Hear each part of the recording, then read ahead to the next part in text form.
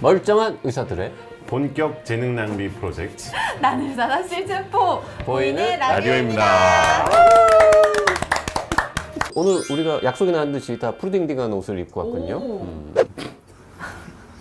전혀 사전에 얘기 안 했는데 네. 통했네요. 이 중에서 아침에 오늘 방송 있으니까 뭘 입을까 이러고 고민하는 사람은 선이밖에 없죠. 우린 그냥 아무거나 입고 오잖아요. 고민하시는 건 맞죠? 아, 네? 많은 분들이 알고 계시겠지만 쭈니님은 내과 의사입니다. 저희 쪽에 와서 그래서 내과 관련된 지식을 다 전담해 주시고 그 중에서도 내분비 내과 전문이시고 물론 뭐 지금은 노년내과 소속으로 일하고 있습니다만 네. 당뇨병이 전공입니다. 네, 맞습니다. 당뇨병 환자가 챙겨야 할 영양소 네. 요것이 오늘의 주제가 되겠습니다. 네. 시의적절한 주제 같습니다. 어떤 의미에서 시의적절한 코로나 때문에 밖에 못 나가시니까 환자분들이 살이 막 찌시니까 이분들이 이제 혈당 조절이 안 되는 거죠. 제가 3월에 오셨었던 분들이 6월 달에 오시죠. 3개월 뒤니까. 당화혈색소라고 해서 혈당 측정하는 수치들을 보면 대부분 막 나빠져 있어요. 그래서 왜 이러셨냐고 물어보면 대부분의 경우에는 이제 운동을 못했다. 그러니까 혈당 조절이 안 되죠. 그럼 이제 무슨 상황이 발생하냐면 약을 늘려야 돼요. 혈당 조절이 안 됐으니까. 네, 그럼 약을 늘리게 되면 약을 늘림으로써 얻을 수 있는 이득도 있지만 약을 늘려서 생기는 부작용도 있는 거죠. 네. 약을 늘려서 생기는 부작용은 뭐가 있는 거예요? 수없이 많아서 너무 많습니다. 그건. 네. 당뇨병 환자들은 하여튼 식이 조절하는 게 굉장히 중요한데 네. 뭐 짜게 먹지 말고 뭐 단 것도 먹지 말고 뭐 이런 겁니까? 핵심이 뭐죠? 당뇨병 환자분들한테서는 사실 제일 중요한 거는 칼로리가 1번이고요. 조금 먹는 거? 그렇죠. 전체 칼로리 조금이라기보다는 양이 많다고 해서 꼭 칼로리가 많은 건 아니니까요. 칼로리를 적게 섭취하는 게 1번. 2번은 그럼에도 불구하고 양질의 영양소들을 골고루 섭취를 해야 되는 거고, 세 번째는 이왕이면 탄수화물하고 지방 섭취의 비율을 좀 줄이는 거죠. 단백질을 올리고. 네. 근데 이제 그것도 신장 기능에 문제가 있으면 단백질 섭취량을 무한정 늘릴 수는 없으니까요. 네. 당뇨병 환자분들일수록 본인에게 맞는 영양을 섭취하는 게 굉장히 중요합니다. 근데 이제 그것도 중요하긴 한데 당뇨병 치료제를 먹다 보면 뭔가 이렇게 다른 필수 영양소, 비타민 뭐 이런 것들이 부족해지는 현상도 있다. 네. 이런 얘기가 있더라고요. 사실입니까? 사실이죠. 네, 그건 뭐 당연한 얘기입니다. 왜? 그게 약부작용이에요? 아니면은 당뇨 때문에 식이 조절을 하다 보면은 비타민이나 이런 거 섭취를 못해서 그런 거예요? 네, 뭐 같으세요? 세 가지의 답이 있습니다.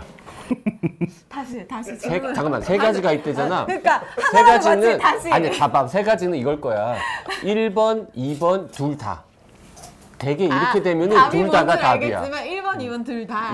3번이 답이야, 이럴 때는 보통. 3번이요. 두 분 다 틀렸죠. 네. 진짜요? 세 가지가 있거든요. 네. 일단 당뇨병 자체가 이렇게 당뇨병으로 생기는 문제가 있습니다. 그러니까 저희가 보통 이야기하는 당뇨병 합병증. 합병증. 당뇨병의 합병증으로 인해서 당뇨병 환자분들은 기본적으로 소화 기능에 문제가 생기기 때문에 영양소를 섭취하는 데 있어서 문제가 생깁니다. 그게 일단 첫 번째 이유고요. 두 번째는 추측하실 수 있다시피 당뇨병이 있으면 약을 먹게 되는데 그 약에 의해서 생기는 부작용으로 영양분의 부족이 생길 수 있고요. 세 번째는 당뇨병이 있으면 어쩔 수 없이 식단 조절을 하시잖아요. 근데 이 식단 조절을 하는 것 자체가 굉장히 어렵습니다. 그래서 앞에서 말씀드렸던 것처럼 당뇨병 환자분들이 식단 조절을 하시다 보면 탄수화물이라든지 지질의 섭취량을 줄이고 총 칼로리량을 조절을 하시다 보면 본인도 모르게 좋은 성분에 대한 섭취도 줄이는 경우가 있죠. 자기가 모르니까.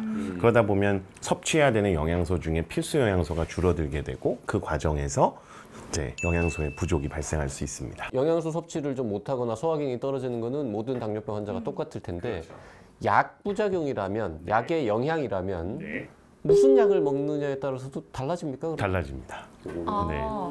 굉장히 많은 차이가 있습니다. 그러면 오늘 방송 한 2시간 찍어야 되는 겁니까? 그건 뭐 알아서. 다 할 수는 없을 테고 네. 오늘 그러면 제일 대표적인, 제일 유명하고도 제일 많이 드시는 네. 그 메트폴민 네. 그 약에 관해서 한번 얘기를 네. 해보죠. 당뇨병 진단을 받게 되면 처음으로 복용하게 되는 1차 약입니까, 그게? 약이 메트포르민이지 않나. 메트폴민은 그냥 당뇨병 약이라고 보시면 안 되고요. 사실은 지금은 그냥 약간은 만병통치약 같은 그런 개념으로 쓰이고 있습니다. 그래요? 네. 나도 먹을까? 저는 먹어도 되나요? 아니죠. 주간님처럼 비만하지 않은 분들의 경우에는 드실 이유가 전혀 없습니다. 써니는요? 뭐 노코멘트 하겠습니다. 네, 제가 얘기하기가 굉장히 애매한. 네. 필요 없어. 잠깐만! 끊어봐요! 이게 여자분은 조금 달라요. 여자분은 특히나 미혼 여성의 여자라서. 여자분이시면 메폴민을 써야 되는 경우가 꽤 있어요. 생각보다. 아, 그래요? 네, 들어보셨을지 모르겠지만 이렇게 다낭성 난소증후군이라고 네, 하는 들어봤어요. 질환이 있는데 그런 산부인과 질환에도 메폴민을 쓰거든요. 그래서 메폴민은 생각보다 굉장히 여러 분야에서 쓰일 수 있는 약이어서요. 근데 오히려 오늘 주제하고 더 맞는 얘기는 사실 당뇨병이 있어서 메폴민을 먹는다. 이게 이제 일반적인 거긴 하지만 오히려 그거보다 더 요즘엔 당뇨병 예방약으로 씁니다. 네, 그러니까 당뇨병이라는 게 정상에서 당뇨병으로 바로 가는 게 아니라 반드시 중간에 당뇨병 전 단계라는 거를 거치잖아요. 네. 그러면 조사를 해보니까 당뇨병 전 단계인 사람들은 대략적으로 5년 정도가 지나면 한 60% 정도가 당뇨병으로 진행을 하더라. 그러니까 이 당뇨병 전 단계인 사람들을 내버려 두지 말고 뭔가 해줘야 되잖아요. 네. 그래서 연구를 다 했어요. 그걸 당뇨병 예방 프로그램이라 그래서 미국에서 굉장히 큰 규모로 진행됐었던 연구가 있는데 이제 그 연구에서 메트폴민을 쓴 군 그리고 생활 습관 개선을 한 군 그렇게 나눈 거죠. 네. 그랬더니 확실히 메폴민을 섭취했었던 사람들이 당뇨병에 걸릴 확률이 한 40% 정도 주는 걸로 보이니까 이거는 치료뿐만 아니라 예방 효과도 있다라고 판단이 돼서 당뇨병 전 단계인 분들도 당뇨병 약인 메폴민을 써도 좋겠다 이런 얘기들이 나온 거죠. 자, 예방이라는 표현을 쓰긴 했습니다만 보통 뭐 예방 접종은 모두가 다 하는 거지만 네네. 요거는 혈당이 정상인 사람은 필요 없고 그렇죠. 당뇨병 전 단계인 네. 사람이 당뇨로 진행되는 것을 막아준다는 차원에서의 예방. 그렇습니다.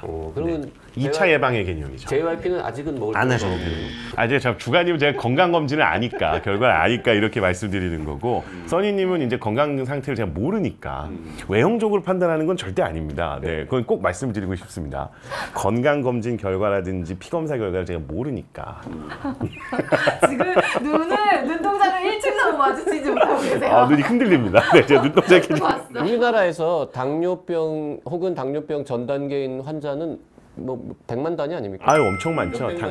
당뇨병 환자는 환자? 30대 이상인 당뇨병 환자가 대략적으로 800만에서 900만 명 정도 될 거라 그러고요. 당뇨병 전 단계 환자는 네. 1000만 명 정도 됩니다.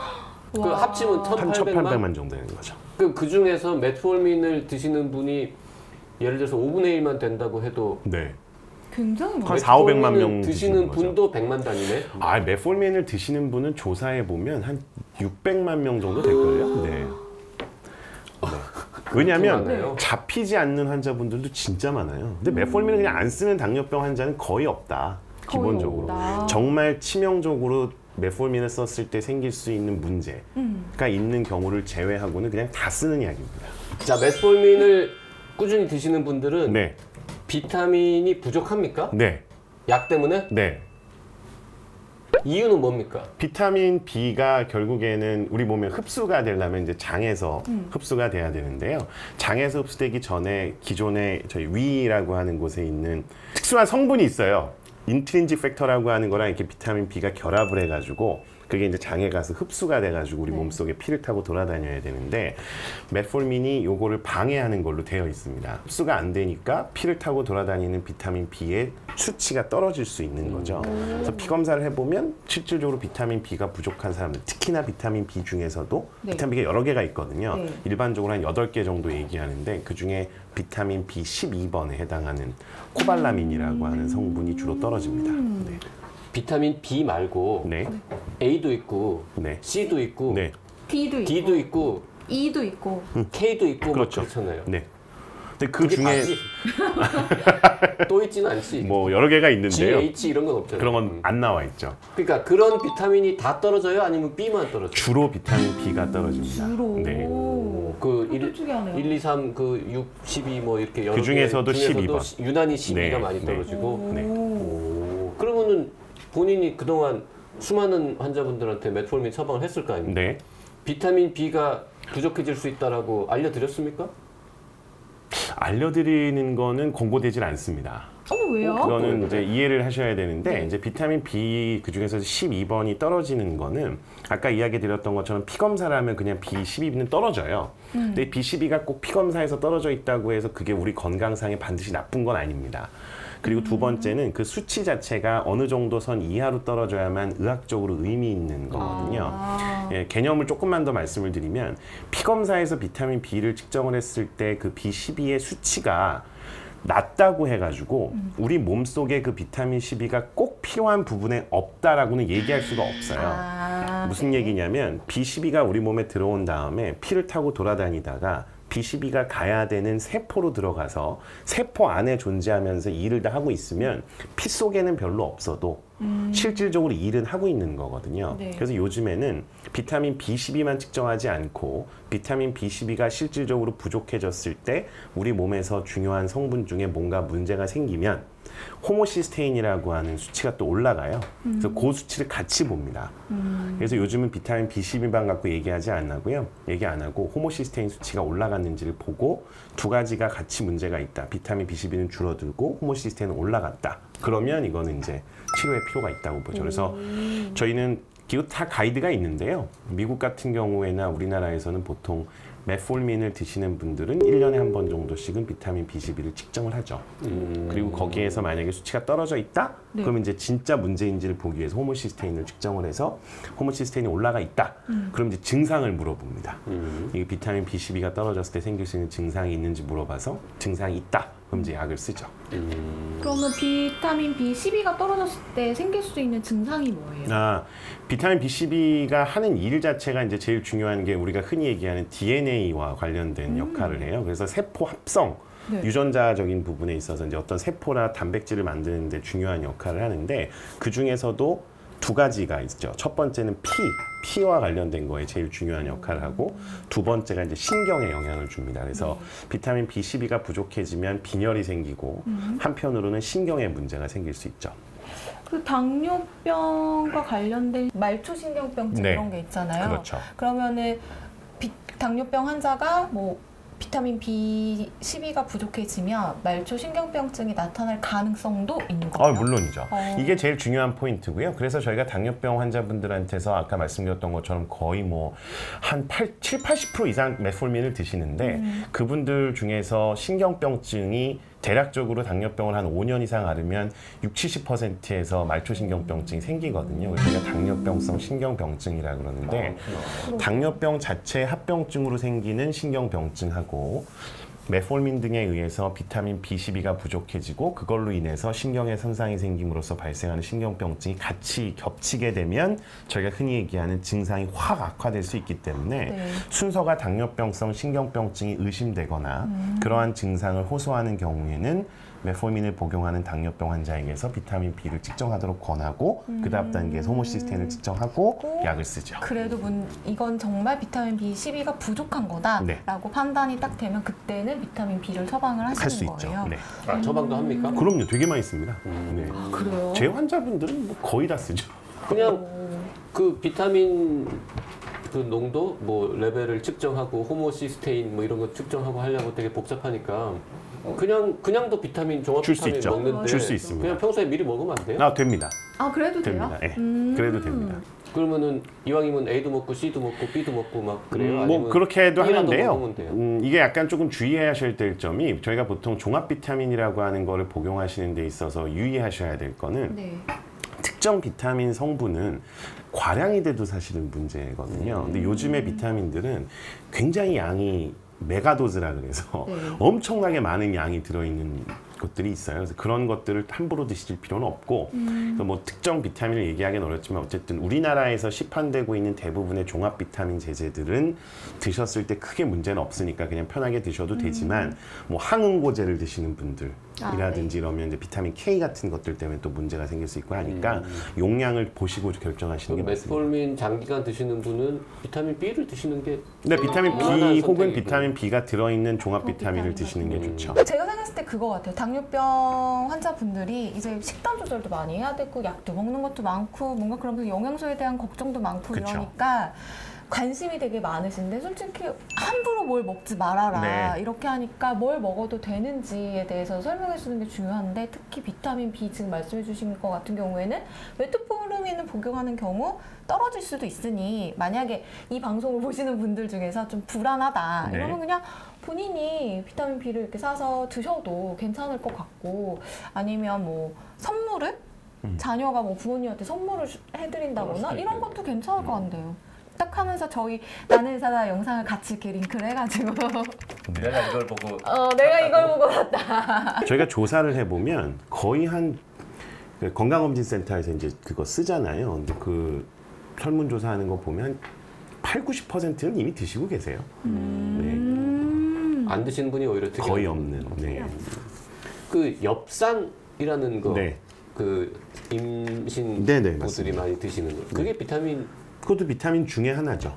비타민 중에 하나인데 비타민 이건 폴릭액시드는 비타민 B군으로 보긴 하는데 그것도 역시 신경에 중요한 역할을 합니다. 말초 신경병증이라는 걸 얘기하긴 했는데 네. 그게 어떤 증상인 건지 간단히 설명해 주시면 좋을 것 같아요. 이거는요 걸려보지 않으면 모른다고 표현을 합니다. 그리고 환자분들한테 간접 경험하는 건데 제일 많이 이야기하시는 거는 감각이 이상하다고 표현을 하세요. 그냥 내 발이 내 발 같지 않다. 주로는 이제 하지 쪽에 많이 오니까 다리 쪽에. 이렇게 쿡 찔렀는데 아무 느낌. 그래서 그것도 역시 이제 분류를 나눠요. 세 가지로 나누는데 첫 번째는 지금 딱 얘기하셨던 것처럼 눌렀는데 못 느끼는, 그러니까 저희가 보통 얘기하는 감각의 둔화. 둔해지는 네, 거. 둔해지죠. 그리고 두 번째는 이상 감각이라 그래서 예를 들어서 뭐 전기가 오는 듯한 느낌이 든다든지 아무도 안 만졌는데 네, 막 뭔가 찌릿찌릿한다든지. 건드리거나 뭔가 네. 자극이 오는 것 같은. 그런 이상 감각 증상이 있고 이제 세 번째가 번째는 뭘까? 네, 세 번째 아픕니다. 그냥? 통증. 통증. 네, 아파요. 그래서 이런 세 가지 증상이 있으면 이제 신경병증이 있을 거다라고 보고 그거에 따르는 또 검사를 추가적으로 진행을 하죠. 네. 진짜 흔합니다, 근데. 그래요. 제일 치료도 어렵고요. 치료도 어렵고. 네, 그 그러니까 비타민을 그때라도 먹으면 좀 좋아져요? 이거는 역할 안타깝게도 이제까지 그런 연구는 돼 있질 않아요. 근데 의사들의 입장에서는 전문가들의 의견은 부족해서 이 증상이 악화가 될 수 있으니 그거를 치료함으로써 얻을 수 있는 이득이 명확하게 밝혀져 있지 않더라도 쓰는 거를 권고를 하죠. 연구는 없지만 네, 비타민 B 부족에 의한 증상인 것 같으니까 네. 늦게라도 좀 쓰고 이왕이면은 미리 먹는 게 더 좋고 그쵸. 이런 거군요. 그러니까 이게 되게 중요한 포인트인데요. 비타민 B를 드시면 수치는 확실히 올라갑니다.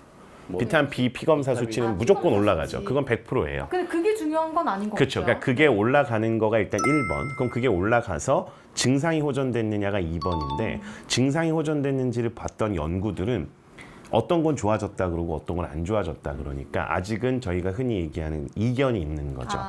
근데 이게 비타민 B를 쓰는 것 자체가 굉장히 뭐 위험하다거나 혹은 비타민 B를 쓰는데 비싸다거나. 들어가는 비용이 많이 든다거나 이러면 저희가 고민을 할 텐데 이 정도면 뭐 비용이나 이런 건 크게 문제가 없고 수치가 올라감으로써 확실히 뭐 피검사 결과는 좋아질 수 네. 있고 증상이 또 좋아졌다라는 분들도 있으니 드시도록 권고를 하죠. 그 최근에 메트폴민 드시는 분들이 깜짝 놀라는 뉴스가 맞아요. 나오지 않았습니까? 뭔가 이렇게 발암 물질이랬나? 그러니까 뭐, 암을 유발할 가능성이 네네네. 있다고 하는 그런 거. NDMA라는 예. 게 뭐 약을 바꿔라 뭐 이랬는데 그건 검출돼서. 좀 정확하게 정리해 네, 주시죠. 저희가 메폴민이라는 약뿐만 아니라 최근 들어서 모든 약들이 그러니까 원래 만들어진 오리지널 약 이외에 카피 약들이 굉장히 많아지거든요. 제네릭이라 그러는데 제네릭을 생산하는 건 결국에는 화학적인 물질을 합성해서 어느 공장에서든지 같은 원료만 있으면 만들 수 있어요.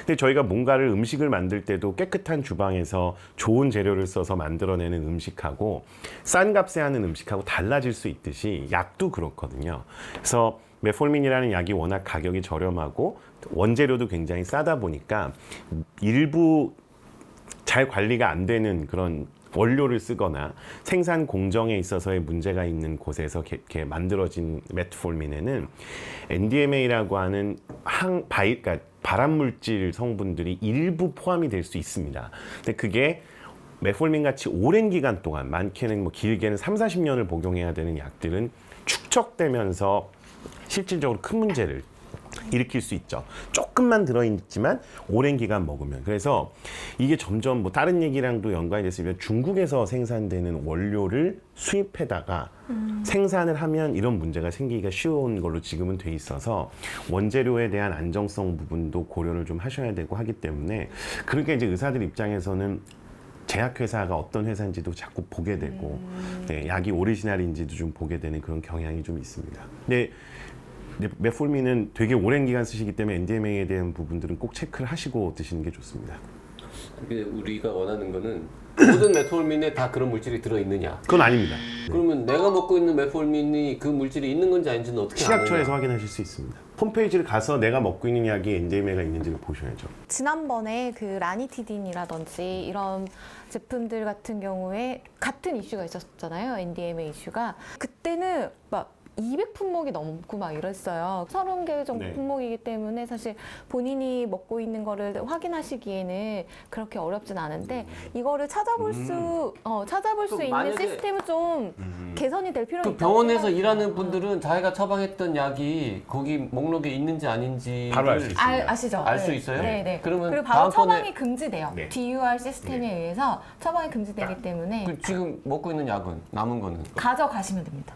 약국에서도 확인하실 수 있고 병원에서도 확인하실 수 있고 식약처 홈페이지에서도 확인하실 수 있고 언론 기사로도 맞아요. 확인하실 수 있고 그러면 만약에 약이 남았는데 식약처 홈페이지 같은 데 가서 봤더니 뭔가 약간 소량이지만 찜찜하다. 네. 그러면 병원에 가면 바꿔준다는 거죠? 약국으로 가야죠. 그런 경우에. 약은 이제 약국에서 바꿀 약국에서 수 있고 바꿔줘요? 재처방을 네, 처방을 받으려면 받으려면 병원으로 병원에 오셔야 가시면 그럼 준이는 이런 뉴스가 나왔을 때 내가 지금 처방하고 있는 약 목록에 바로 확인하죠. 이런 게 있나 확인합니까? 그럼요. 바로 확인하죠.